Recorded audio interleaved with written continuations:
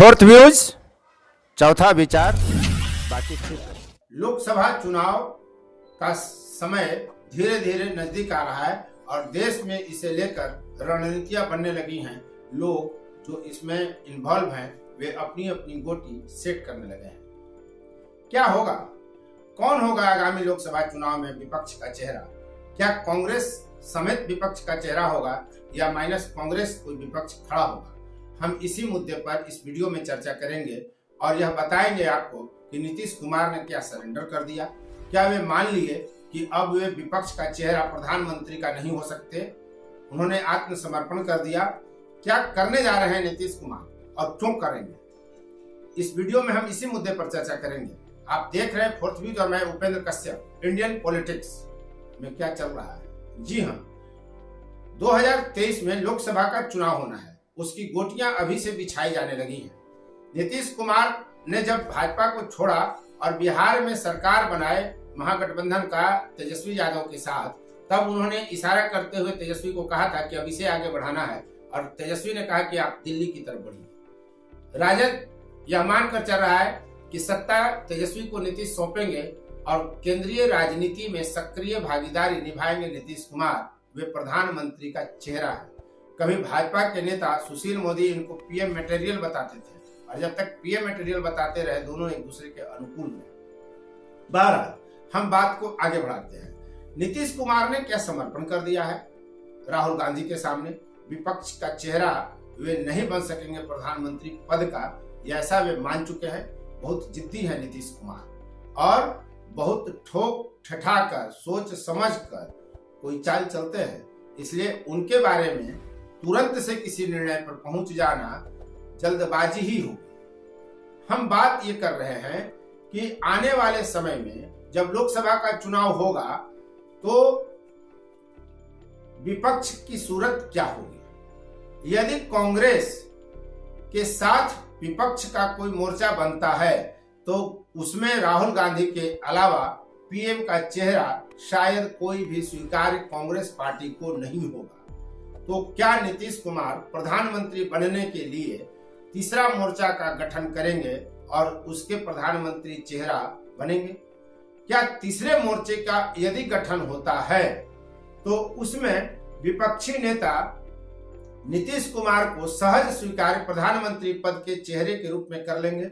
नीतीश कुमार राहुल गांधी की भारत जोड़ो यात्रा में भी शामिल हो सकते हैं। हिमाचल प्रदेश और गुजरात के चुनाव परिणाम आने के बाद वे देश की यात्रा पर विपक्षी नेताओं को एक करने के लिए भी यात्रा कर सकते हैं। यह सब चुनाव परिणाम पर निर्भर है, जैसा कि राजनीतिक प्रेक्षक बताते हैं। ऐसा क्यों है? क्या गुजरात और हिमाचल के परिणाम नीतीश के निर्णय को प्रभावित करेंगे? यह देखने का वक्त होगा और इसके लिए अभी प्रतीक्षा ही की जा सकती है कि नीतीश कुमार क्या रास्ता अपनाते हैं, क्या नीति तैयार करते हैं और उनके अगले कदम क्या होते हैं।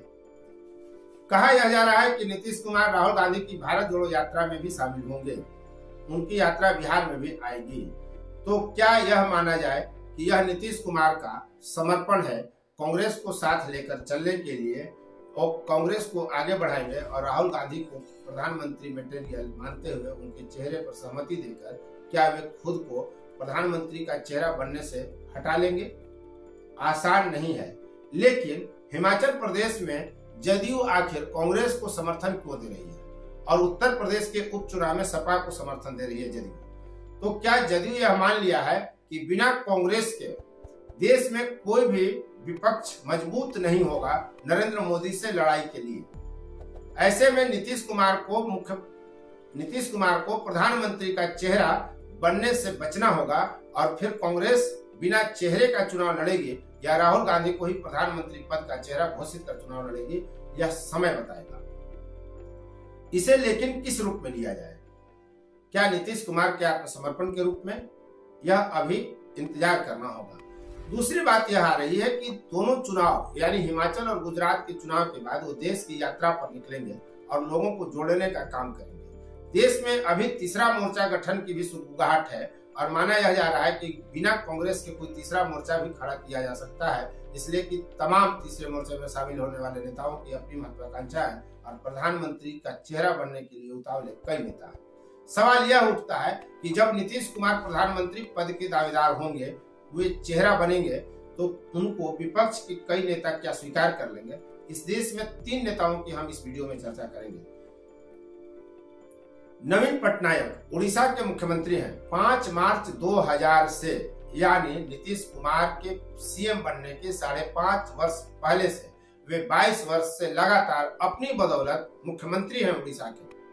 नीतीश कुमार से किसी मायने में उनका कद काफी ऊंचा बड़ा है, उनकी निष्ठाएं, उनकी विचारधारा दृढ़ है, विश्वसनीय है। फिर नीतीश कुमार को वे क्या एक्सेप्ट करेंगे प्रधानमंत्री पद के रूप में? तेलंगाना के मुख्यमंत्री केसीआर जो पटना आए थे और नीतीश कुमार कुर्सी छोड़कर खड़े हो गए थे और केसीआर पत्रकारों से बात कर रहे थे, वे बार बार चलने के लिए केसीआर को कह रहे थे, लेकिन केसीआर नहीं गए। अपनी बात उन्होंने पत्रकारों से कही। वे 2 जून 2014 से यानी बीते 8.5 वर्ष से वे मुख्यमंत्री हैं और अपनी बदौलत है। पश्चिम बंगाल में ममता बनर्जी 20 मई 2011 से लगातार मुख्यमंत्री हैं। तृणमूल कांग्रेस की वो सुप्रीमो है। अकेले अपनी दम पर 11 वर्ष से 3 चुनाव यानी वो जीत चुके हैं अपनी बदौलत।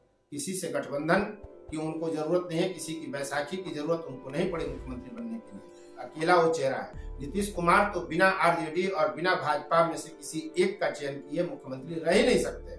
उनकी कभी इतनी हैसियत नहीं रही कि वो अकेले दम पर मुख्यमंत्री की कुर्सी के करीब पहुंचे।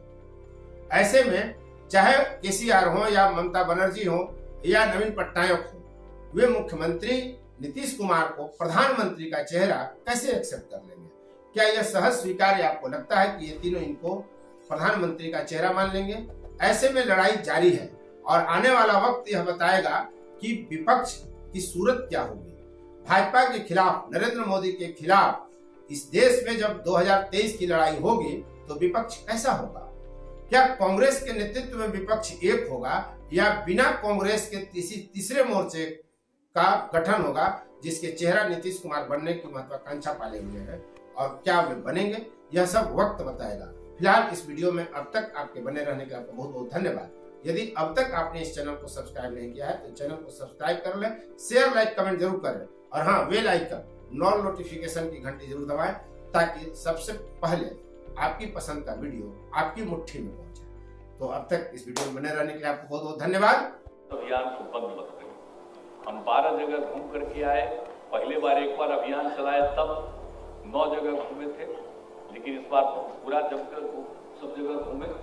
तो इसीलिए बाकी सब चीजों के लिए आप सब लोगों से ये अनुरोध है कि इस चीज को पूरे तौर पर इस काम में लगे रहिए।